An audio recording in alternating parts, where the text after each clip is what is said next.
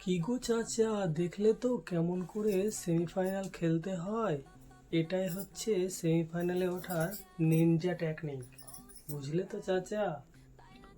তবে ওরা আমাদেরকে ভয় ধরিয়েই দিয়েছিল।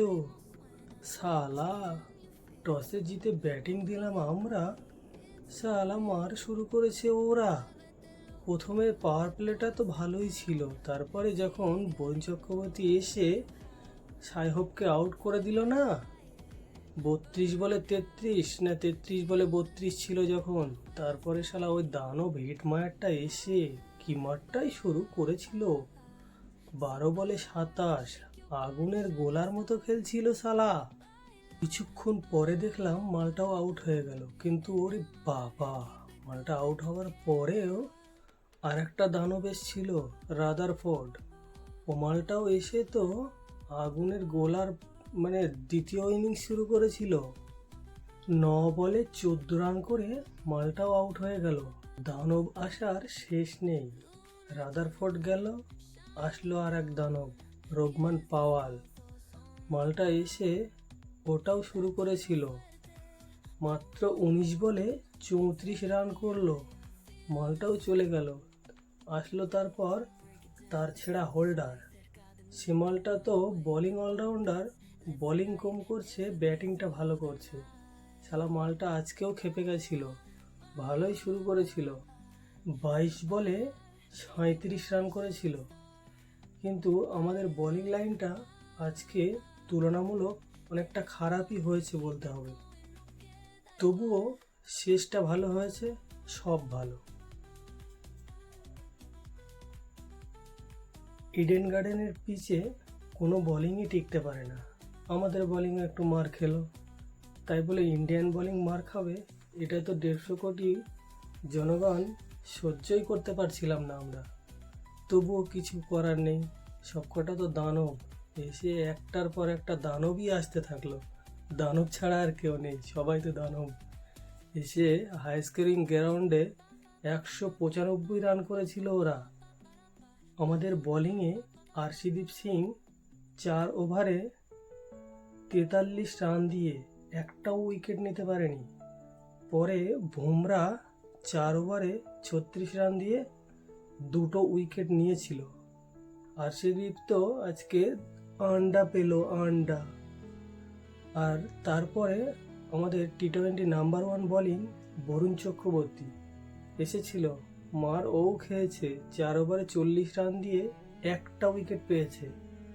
আর এসেছিল কম্ফু পান্ডিয়া 4 ওভারে 40 রান দিয়ে একটা উইকেট, ওটাও নিয়েছে। আর আজকে আমাদের বাপু আকসার প্যাটেল 4 ওভারে 35 রান দিয়ে একটা উইকেট পায়নি, লাড্ডু পেয়েছে, লাড্ডু। ওয়েস্ট ইন্ডিজ ব্যাটিংয়ে 195 রান তাড়া করতে নেমে আমাদের ব্যাটিং প্রথমে শুরুটা ভালোই ছিল। অভিষেক শর্মার মনে হচ্ছিল আজকে কিছু করে দেখাবে, কিন্তু সেই পুরনো অফর্ম ফিরেই এসেছে, আর যেতে চাইছে না। মালটা আজকে 11 বলে 10 রান করেছে, ভাবা যায় না। ও নিজের সঙ্গে নাইনসাফি করছে। 150 কোটি মানুষের সঙ্গে তো করছে বটেই, নিজের সঙ্গেও নাইনসাফি করছে। 3 নম্বরে এসেছিল ঈশান কিষান শুরুটা ভালোই করেছিল, কিন্তু বেশিক্ষণ টিকতে পারেনি। 6 বলে 10 রান করে মালটাও চলে গেছে। এসছিল সুরিয়া, দ্য 360, কিন্তু মালটাও বেশি কিছু করতে পারে। সুরিয়া 15 বলে 18 রান ভালোই করেছিল, কিন্তু আমাদের তিলক ভার্মা একদম টপ লেভেলে পারফর্ম। প্রথমে তো 3 নম্বরে আসছিল, পারফর্মটা ঠিকভাবে বার হচ্ছিল না। 5 নম্বর 6 নম্বরে খেলছে, আগেরটাই 6 নম্বরে খেলেছিল, আজকে 5 নম্বরে। আজকেও ভালো খেলেছে, 15 বলে 27 রান। অনেকটা ম্যাচটার মোড়টা ওইখানেই ঘুরিয়ে দিয়েছে। কম্ফু পান্ডিয়া ব্যাটিংয়ে ভালোই করেছে বলতে হবে। 14 বলে 17 রান ভালোই খেলছিল, কিন্তু মালটা একবার আউটটাও হতে হতে বেঁচে গেছিল। ললিপপ ক্যাচ দিয়েছিল হোল্ডার, তার ছেঁড়া হোল্ডারের হাতে, কিন্তু মালটা ধরতে পারেনি, ছেড়ে দিয়েছে। সেই হোল্ডারই উইকেটটা নিয়েছে, কিন্তু কিছুক্ষণ পর তখন ম্যাচটা বেরিয়ে গেছিল তার ছেঁড়া হোল্ডারের হাত থেকে। আর লাস্টে ডুবে এসে 4 বলে 8 রান, 2টো 4 মেরে ম্যাচটা একদম ঘুরিয়ে দিয়েছিল। সঞ্জু স্যামসন সেঞ্চুরির মুখের থেকে আটকে গেল। 97 রান করেছে 50 বলে। আর 3টে রান করতে পারলে একটা ইন্ডিয়ান ব্যাটিংয়ে রান চেজ করতে নেমে সবচেয়ে বেশি রান ছিল বিরাট কোহলির, 2 বার 82 রান। আর একবার ছিল রোহিত শর্মার। আর 4 নম্বরে বিরাট কোহলি আবার একবার ছিল। কিন্তু আজকে সবাইকে ছাড়িয়ে আমাদের সঞ্জু বাবা 97 রান করলো, 3 রানের জন্য সেঞ্চুরিটা মিস করলো। যাই হোক, আজ ম্যাচটা তো আমরা জিতেছি, সেমিফাইনালে চলে গেলাম। সেমিফাইনালের প্রথম ম্যাচটা হবে নিউজিল্যান্ড ভার্সেস সাউথ আফ্রিকা, এই হাই স্কোরিং গ্রাউন্ডেই। সেমিফাইনালের দ্বিতীয় ম্যাচ আমাদেরও আছে ওয়াংখেড়ে। ওইখানেও কিন্তু খুব হাই স্কোরিং গ্রাউন্ড, ওটাও ওইখানেও কিন্তু অনেক বেশি রান হয়। আসছে আমাদের ইংল্যান্ডের সঙ্গে খেলা। ইংল্যান্ডকে আশা করি আমরা ভাসিয়ে দেব। আসছি আমরা Wankhede history repeat and defeat করতে।